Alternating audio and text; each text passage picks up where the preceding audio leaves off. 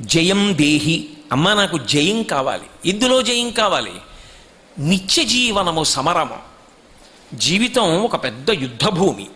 తెల్లవారి లేస్తే సమస్య.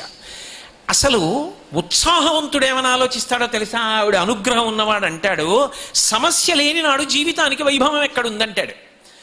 ఒక సమస్య ఉందనుకోండి, దాన్ని తట్టుకుని నిలబడి ముందుకెళ్ళాడు అనుకోండి, వాడి జీవితాన్ని ఆదర్శంగా చెప్తారు. ఒక సమస్య వచ్చేటప్పటికి చతికిలు పడిపోయాడు అనుకోండి, ఎందుకు చెప్తారు? వాడి జోలికి ఎలగరా బాబు, నీకున్న ఉత్సాహం తీసేస్తాడంటారు. చీకటి లేకుండా వెలుతురు గౌరవం ఎలా తెలుస్తుందండి? ఆకలి లేకుండా అన్నం విలువ ఎలా తెలుస్తుంది? దాహం లేకుండా నీటి విలువ ఎలా తెలుస్తుంది? కష్టం లేకుండా జీవితంలో ఉంచుకున్నటువంటి గౌరవం ఎలా తెలుస్తుంది? పైకి రావాలి అంటే కష్టాన్ని తట్టుకోవాలి. వీళ్ళు మహాత్ములు అని జీవితాలు చెప్పినప్పుడు ఎవరికి చెప్తారు? కష్టాలు తట్టుకుని అచంచల విశ్వాసంతో నిలబడిన వాళ్ళు ఎవరున్నారో వాళ్ళని మహాత్ములు అని వాళ్ళ జీవిత చరిత్రల్ని